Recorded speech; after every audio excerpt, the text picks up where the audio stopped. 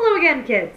Now, John and I have said this at various points throughout the course of this journey, and it is so true. We have got the best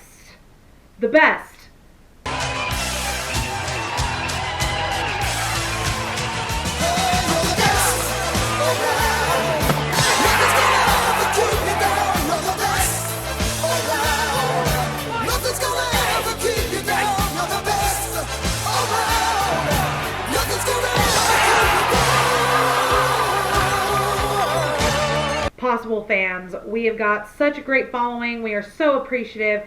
And part of the reason why we are really appreciative is because our fans really understand what we're trying to do here. And what that is basically trying to get you guys to understand, to think for yourselves and to question the evidence, to look through things on your own and find your little discrepancies and see what you can dig up out of that. And I'm very fortunate in that one of these amazing people keeps me informed on what's going on, and it's so awesome. And I wanted to sort of bring about some of the points that he made with regards to Wiegert and Fassbender and their whole shit show regarding Brendan. And so that's what I'm going to do today. So Ray, thank you very much, buddy. This one's for you. Let's get started. All right, kids. So Ray has been going through all of the statements, the interview transcripts that Wiegert and Fassbender did with Brendan, and he's noticed some really interesting stuff. I wanted to point this stuff out to you guys just so that you had an opportunity to really kind of understand what's going on here. So now these are going to be page numbers from the Casso report. I'll go ahead and throw a link for that whole report down below. You can check out all these page numbers on there, so let's take a look, huh? Now on page 792, this is a really good example of the complete and utter misuse of the Reid technique. On page 792, Wiegert says to Brendan, "You've got one more chance to tell the truth. Got it?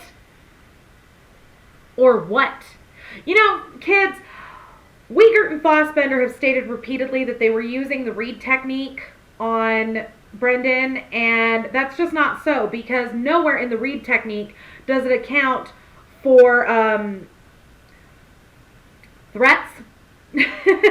Nowhere in the Reid technique is threatening a witness or threatening a subject considered permissible. It's just not, that's not even the use of the Reid technique. So Wiegert, you're an asshole. Fuck off. Now, this is really creepy to me. It's almost like Wiegert knew that Brendan was still a virgin.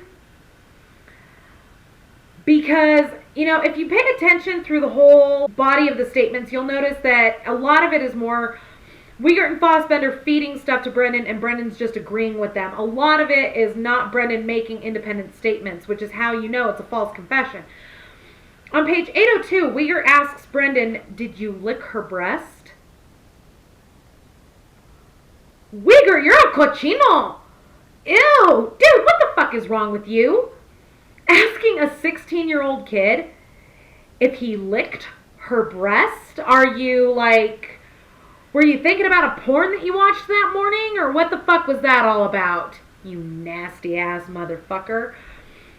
Now, it's very clear throughout the body of the three different statements that Brendan is driving these guys completely insane. I love it because when it comes to the knife that Brendan claims they stabbed her with and slit her throat, you know, just pay attention to these inconsistencies here, kids.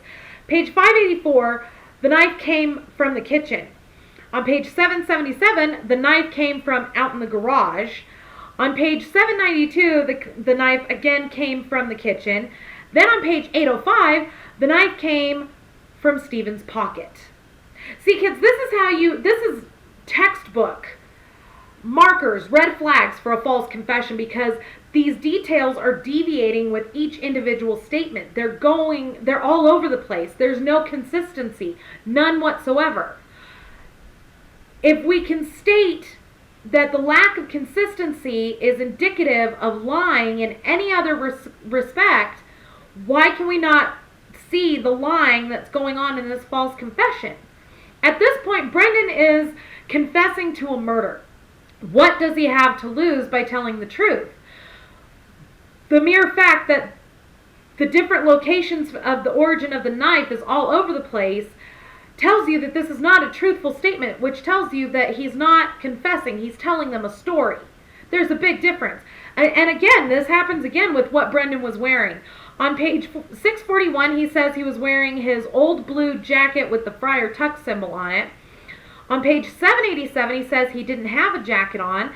And then on page 803, he was wearing a sweater. That's a really strange detail to get mixed up there, kids. The fact is that if any of those statements were true, they would have stayed static. It would have stayed consistent. If he had been there and he had been wearing something certain, he would have said, I was wearing my black jacket. I was wearing my black jacket. I was wearing my black jacket. But he never says that. It's 3 different outfits each time, which is indicative of lying, which is indicative of a false confession. Oh, this one's great. You're going to love this. On page 825 of the Castle report, Brendan says Stephen dropped Teresa's key by the dresser. But on page 14 of the MCSO report, Link says the key was not there on the floor when they first started the bedroom search. So if Brendan Dassey's statement was correct and Stephen dropped the key by the dresser, it would have been there when Link and Colburn and Remaker first searched the property. But that's not the case. On page 825, Wiegert asks him, did Steve ever pick the key up? And Brendan says no.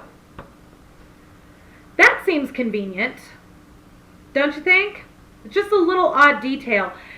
Why would he want Stephen to have picked the key up? See, I've noticed that Wiegert never asks a question without there being an agenda behind it. He's not fact-finding.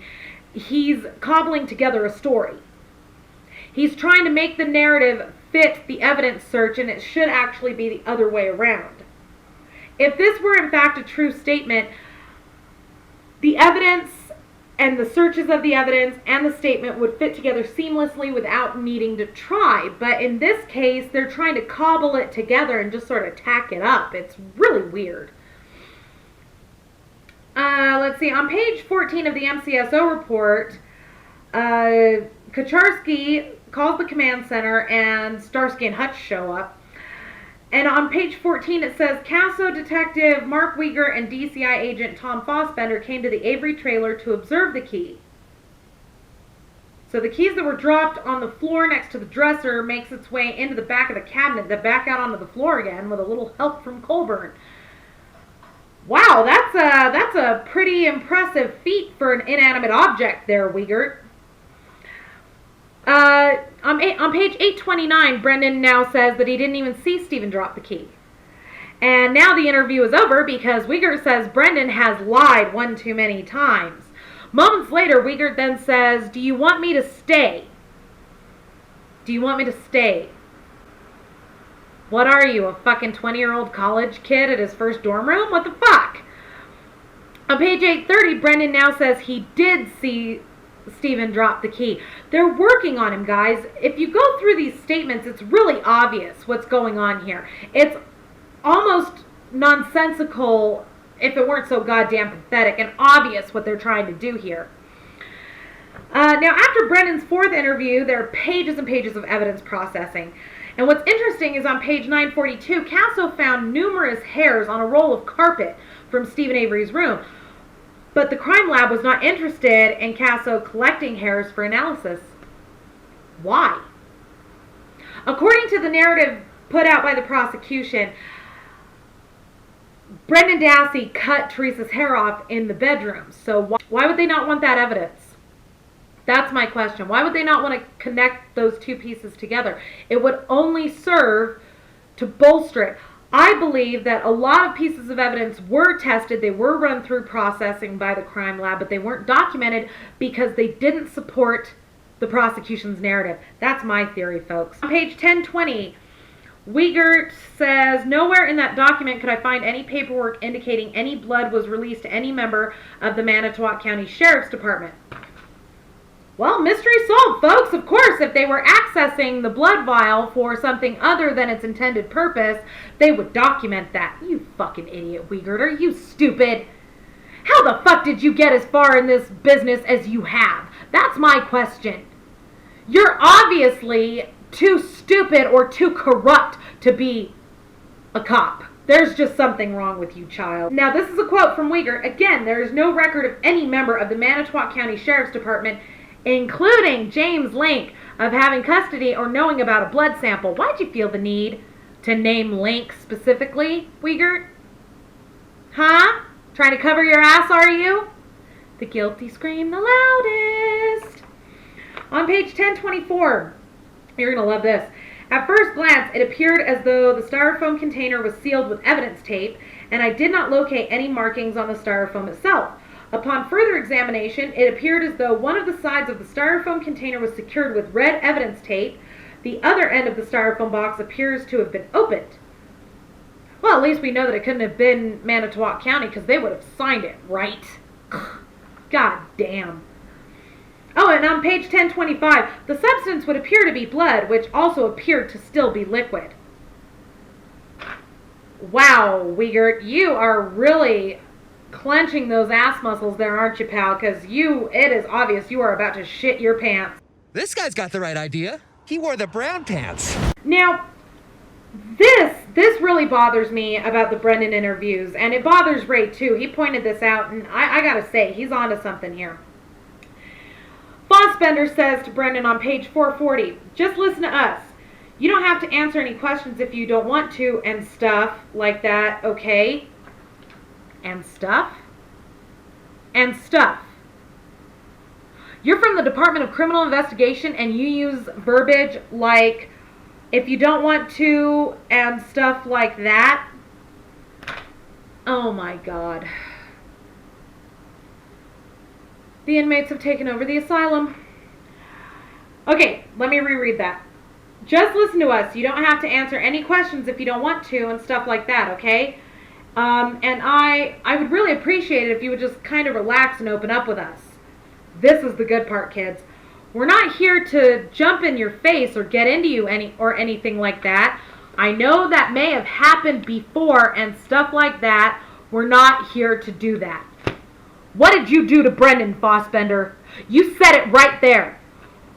We're not here to get into you or anything like that.